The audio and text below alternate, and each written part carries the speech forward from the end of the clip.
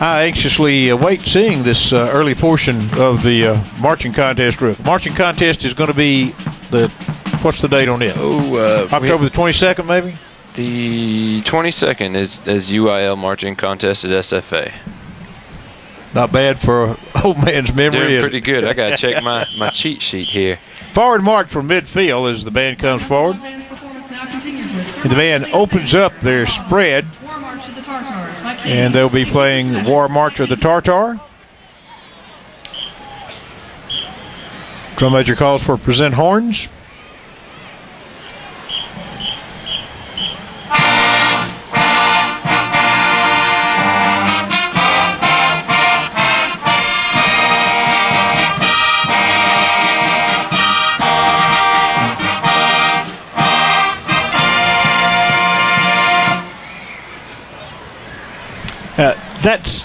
Is that the introduction, or is that your fanfare? That's our fanfare from De Meister Singer Overture. All right.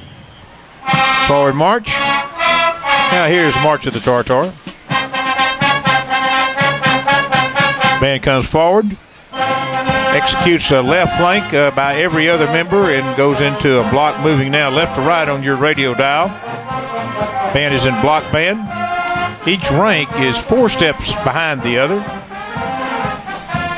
Moving now to the 10-yard line. And from the left of the band executes a left flank by diagonals. Then to midfield, and they'll execute another flank to the left.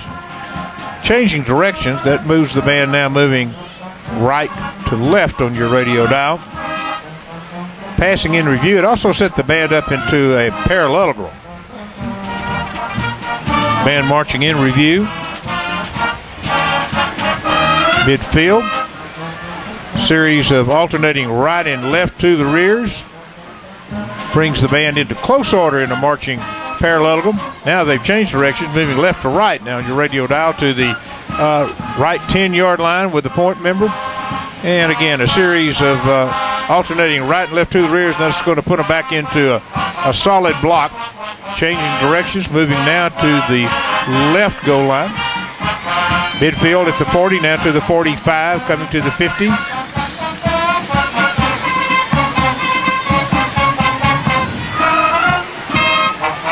And a series of blockbusters.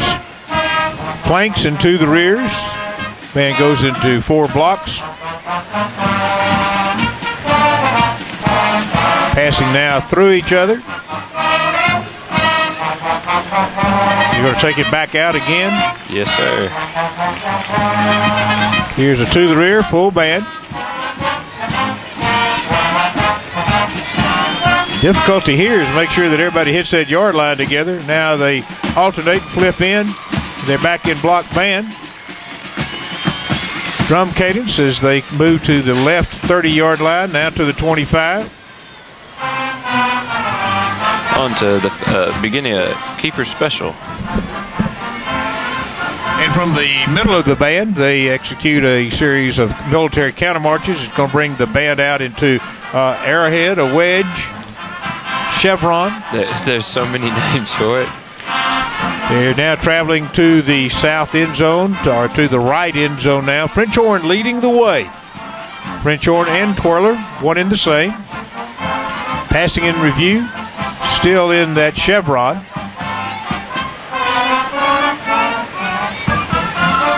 All right, now they're going to go into the half step, where the band will actually, instead of they take it a 30-inch stride, but it is divided into half tempo. A slow step, if you would. A lot of British bands will do this step. Yes, sir. What do y'all call it? We just call it a halftime march. Halftime march is exactly what it is. Back to regular tempo now.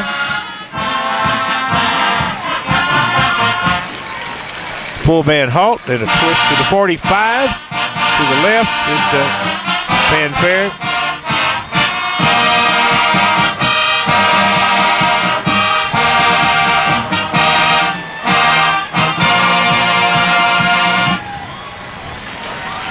Fanfare completed.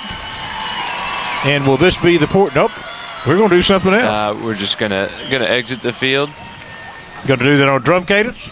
I believe we're going to Taps. Annual Medical Center of Panola County. All righty. Well, we establish our military routine, and this would be what, about the first third of it? Yes, sir. Like I said, we got Chicago's World Fair Centennial Celebration in 1933, which is a pretty long march. So I'd say we're close to halfway done. Kids did a great job tonight. Really proud of them. Some harder skills in there that we haven't done with the Carthage group lately. I was not here last week. Did they do the half step last week? We did not. This is our first time for that. We just stayed with the fundamental drill last week. The directors that make up the Battling Bulldog Band staff. Head director Nicholas Durham, myself, Bradley Arledge, assistant at the high school. Gina Thompson is our 8th grade director, and Desmond Johnson is our new 7th grade director. All righty, and you got some sponsors you need to identify. We better thank our corporate sponsors: KGAS Radio, Animal Medical Center of Panola County, Bill's Meat Market, Brookshire Brothers, Carthage Title and Complete Printing. We would also like to thank our Carthage Band boosters, Superintendent Dr. Glenn Hambrick, and Carthage High School Principal Mr. Otis Amy. Very good. Thank you, brother, for being with us again, and we look forward to have you with us again next week. We're looking forward as well. We play center next week. We play center next week. In 2 weeks, open date. Yes, All sir. right, Larry Allen back. We'll have our halftime stats in just a moment. Thank you very kindly. My congratulations to the band. Please tell them that. We'll be back with more right after this. Open the door to new opportunities with Farmers State Bank. Whatever your banking needs may be, Farmers State Bank can help.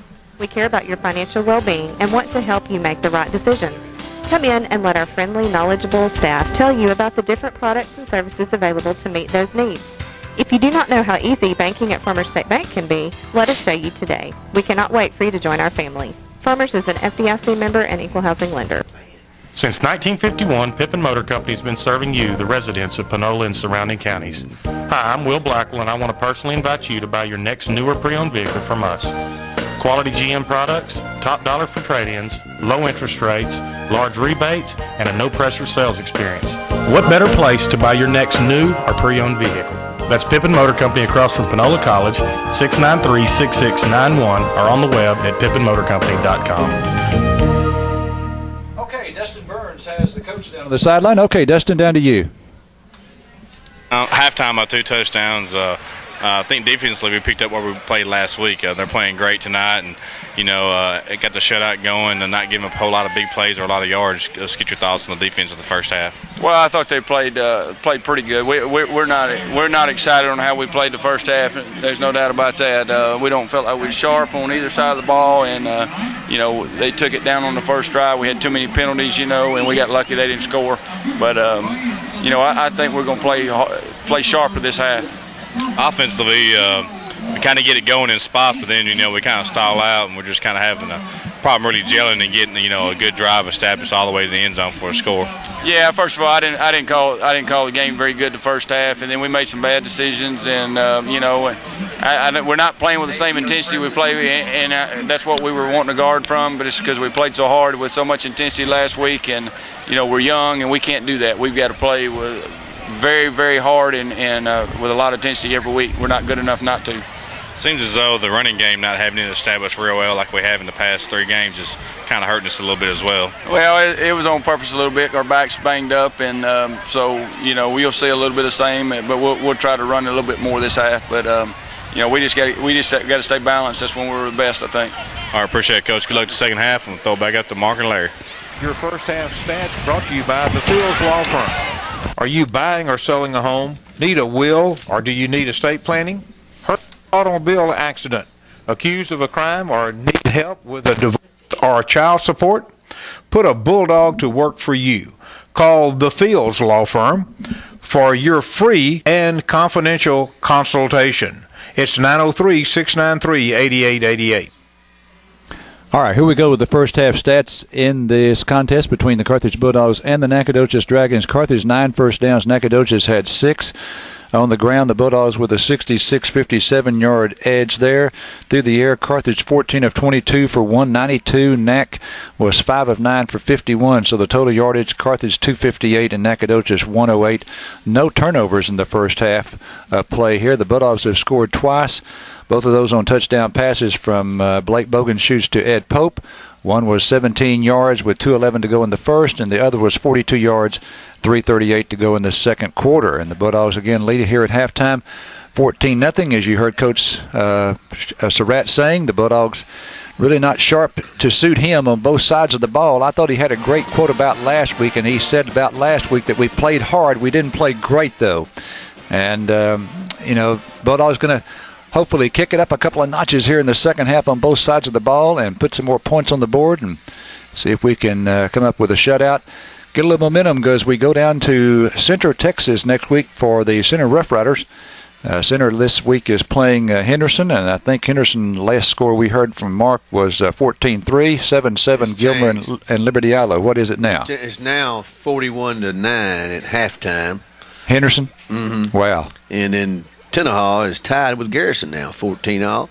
So that's a good ball game going down there. Any update on the Gilmer score? Okay, Jerry, back to you.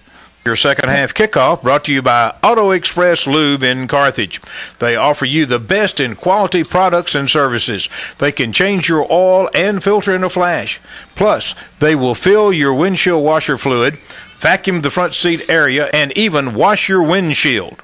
Auto Express Lube, 1112 West Panola. Let's go, Bulldogs. Well, Nacogdoches won the toss to start the ball game, so that means we should get the second half kickoff here. And Bulldogs needing to get it going offensively. Really didn't have a terrible half offensively. Surprisingly, the yardage, 258 yards, 192 of those through the air, only 66 on the ground. And, and tough ball games down the stretch here in district play and in the playoffs. Going to need more production on the ground. Boy, I tell you one thing, it really makes you appreciate the big rugged back we had last year in Hunter Holland. In the last three backs. Yeah, that's right. I mean, we had, especially the first year when we won, we had Dwight Smith. Well, and we had Cy, and we had a good football team all the way around, or we won one state, but we had a heck of a running game, which opened up Cy's passing game. And then, last year you had the White Lightning that just any minute would break one. And but he was a workhorse, too. He was one that would go through the middle, and it's just hard. It's kind of hard for Boguschutz to follow up what he's having to follow up with Anthony Morgan and Cy. The same thing with Weedy and Hunter Holland and Dwight Smith. So when you gauge him with them, and he's just a sophomore, so he's got a couple of good years to grow up.